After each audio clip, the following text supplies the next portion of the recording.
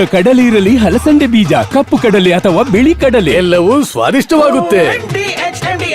ಇನ್ನು ಚಿಕ್ಕಬಳ್ಳಾಪುರದ ಪುಂಡ ರಾಜೀವ್ ಕೂಡ ಜಾಮೀನು ಅರ್ಜಿ ವಜಾಗೊಂಡಿದ್ದು, ಈಗಲಾದರೂ ಪೊಲೀಸರು ಬಂಧಿಸ್ತಾರಾ ಅಂತ ಜನ ಪ್ರಶ್ನೆ ಮಾಡಿದ್ದಾರೆ. ಈ ಸುದ್ದಿಯನ್ನು ನೋಡೋಣ ಸಮಗ್ರ ನ್ಯೂಸ್ ಟಾಪ್ 9ನಲ್ಲಿ. ಒಂದೇ ಬಣ್ಣದ ಡ್ರೆಸ್, ಒಂದೇ ರೀತಿ ಮಾಸ್ಕ್ ಧರಿಸಿದ ಮೂವರು ಕಳ್ಳರು ಮನೆಗಳ್ಳತನ ಮಾಡಿ ಎಸ್ಕೇಪ್ ಆಗಿದ್ದಾರೆ. ಬಾಗಲಕೋಟೆ ಜಿಲ್ಲೆ ಇಳಕಲ್ ತಾಲೂಕಿನ ಗೋರಬಾಳದಲ್ಲಿ ಘಟನೆ ನಡೆದಿದೆ. ಕಳ್ಳರು 6 ಮನೆಗಳ್ಳತನಕ್ಕೆ ಹೊಂಚು ಹಾಕೋ ದೃಶ್ಯ ಸಿಸಿ ಕ್ಯಾಮೆರಾದಲ್ಲಿ ಸೆರೆಯಾಗಿದೆ. ಕೊನೆಗೆ ಒಂದು ಮನೆಯಲ್ಲಿ ಕಳ್ಳತನ ಮಾಡಿ ಎಸ್ಕೇಪ್ ಆಗಿದ್ದಾರೆ. ವಿರೂಪಾಕ್ಷಿ ರಕ್ಕಸಗಿ ಮನೆಯಲ್ಲಿ 8 ಗ್ರಾಂ ಬಂಗಾರ, 97,000 ರೂಪಾಯಿ ಕದ್ದು ಪರಾರಿಯಾಗಿದ್ದಾರೆ. ಶಿಡ್ಲಘಟ್ಟ ನಗರಸಭೆ ಪೌರಾಯುಕ್ತೆಗೆ ಧಮಕಿ ಹಾಕಿದ್ದ ಪುಂಡ ರಾಜೀವ್ ಗೌಡ ನಿರೀಕ್ಷಣಾ ಜಾಮೀನು ಅರ್ಜಿ ವಜಾ ಆಗಿದೆ. ಚಿಕ್ಕಬಳ್ಳಾಪುರದ ಚಿಂತಾಮಣಿಯಲ್ಲಿರುವ 2ನೇ ಹೆಚ್ಚುವರಿ ಸೆಷನ್ಸ್ ಕೋರ್ಟ್ ಅರ್ಜಿಯನ್ನ ವಜಾಗೊಳಿಸಿದೆ. ಈಗಲಾದ್ರೂ ಪುಡಾರಿ ರಾಜೀವ್ ಗೌಡ ಪೊಲೀಸರಿಗೆ ತಾನಾಗೆ ಶರಣಾಗ್ತಾನಾ ಅನ್ನೋ ಮಾತು ಕೇಳಿ ಬರ್ತಾ ಇದೆ, ಅಥವಾ ಪೊಲೀಸರು ಈಗಲಾದ್ರೂ ಆತನನ್ನ ಬಂಧಿಸ್ತಾರಾ ಅಂತ ಜನ ಪ್ರಶ್ನೆ ಮಾಡ್ತಿದ್ದಾರೆ. ಕಳೆದ 9 ದಿನಗಳಿಂದ ಗದಗದ ಲಕ್ಕುಂಡಿಯಲ್ಲಿ ನಡೆಯುತ್ತಿರುವ ಉತ್ಖನನ ಕಾರ್ಯಕ್ಕೆ ಇಂದು ರಜೆ ಘೋಷಿಸಲಾಗಿದೆ. ಉತ್ಖನನ ಮಾಡುವ ಕಾರ್ಮಿಕರಿಗೆ ಮತ್ತು ಪುರಾತತ್ವ ಇಲಾಖೆ ಸಿಬ್ಬಂದಿಗೆ ರಜೆ ಘೋಷಿಸಿರುವ ಹಿನ್ನೆಲೆ ಇಂದು ಉತ್ಖನನ ನಡೀತಾ ಇಲ್ಲ.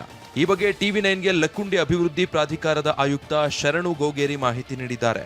ಇನ್ನು ನಾಳೆಯ ಗಣರಾಜ್ಯೋತ್ಸವ ದಿನದ ರಜೆ ಕುರಿತು ಡಿಸಿ ಸ್ಪಷ್ಟನೆ ನೀಡಿದ್ದಾರೆ. ದ್ವೇಷ ಭಾಷಣ ಕಾಯ್ದೆ ಜಾರಿಗೂ ಮುನ್ನವೇ ಬಿಜೆಪಿ ಮುಖಂಡ ವಿಕಾಸ್ ಪುತ್ತೂರ್ಗೆ ಚಿಕ್ಕಮಗಳೂರು ಜಿಲ್ಲೆಯ ತರೀಕೆರೆ ಪೊಲೀಸರು ನೋಟಿಸ್ ಕೊಟ್ಟಿದ್ದಾರೆ.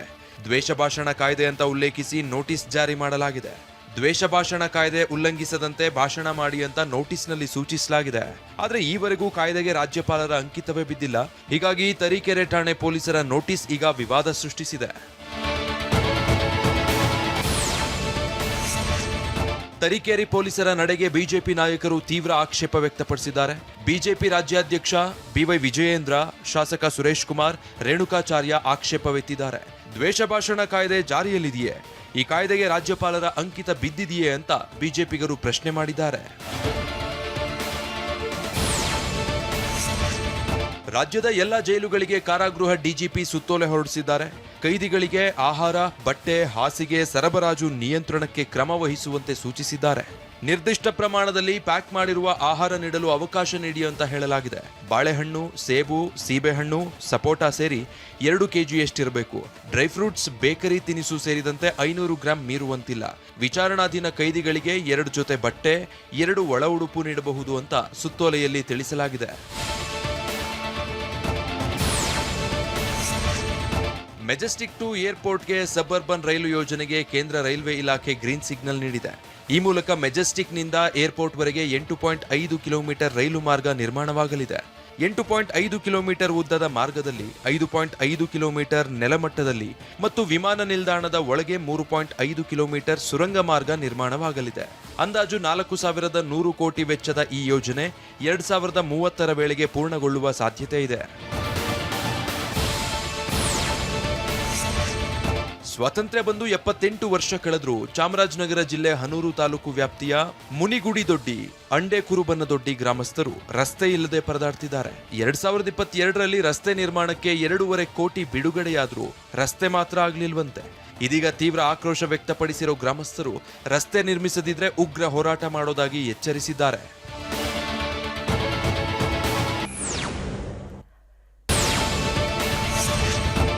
ಬೆಂಗಳೂರಲ್ಲಿ ಶೂಗಳ್ಳರ ಹಾವಳಿ ಮಿತಿ ಮೀರಿದೆ. ಕೆಂಗೇರಿಯ ಎಸ್ಎಂವಿ ಲೇಔಟ್ನಲ್ಲಿ ಮಂಕಿ ಕ್ಯಾಪ್ನಲ್ಲಿ ಬಂದ ಖದೀಮ ಬೆಲೆ ಬಾಳುವ ಶೂಗಳನ್ನ ಬ್ಯಾಗ್ಗೆ ತುಂಬಿಕೊಂಡು ಎಸ್ಕೇಪ್ ಆಗಿದ್ದಾನೆ.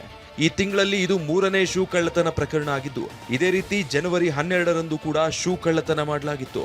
ಸದ್ಯ ಕೆಂಗೇರಿ ಹಾಗೂ ಜೆಬಿ ನಗರ ಪೊಲೀಸರು ಶೂ ಕಳ್ಳರಿಗಾಗಿ ಹುಡುಕಾಟ ನಡೆಸುತ್ತಿದ್ದಾರೆ.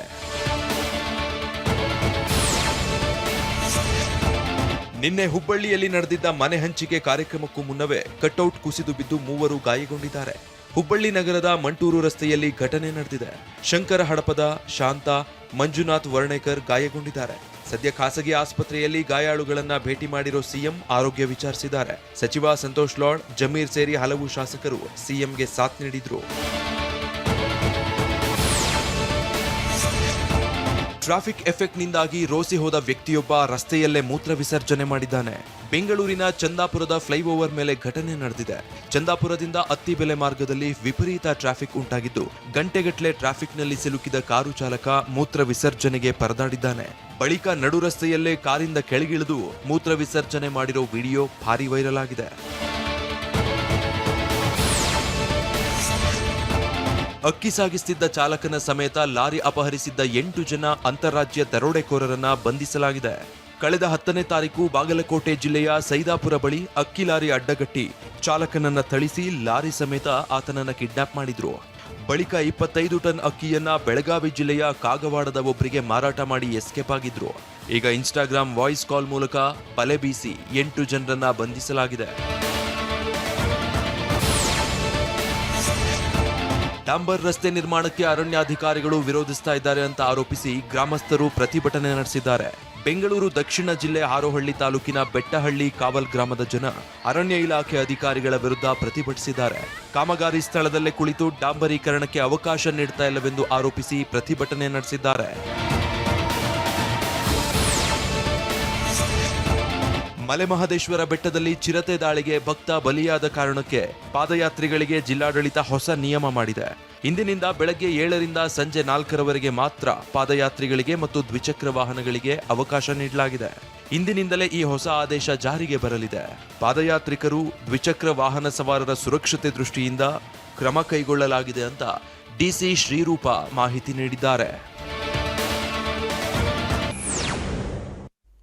ವಾಹ್, ಯಾಕೆ ಈಗ ಬಂತ ಸ್ವಾದ? ಖಂಡಿತ ಈಗ ಬಂತು ಅಸಲಿ ಸ್ವಾದ. MDH chunky chaat masala life ಅಲ್ಲಿ ಅಸಲಿ ಸ್ವಾದ ತರುತ್ತೆ. ಅಸಲಿ ಮಸಾಲ, ಎಸ್ ಎಸ್ MDH.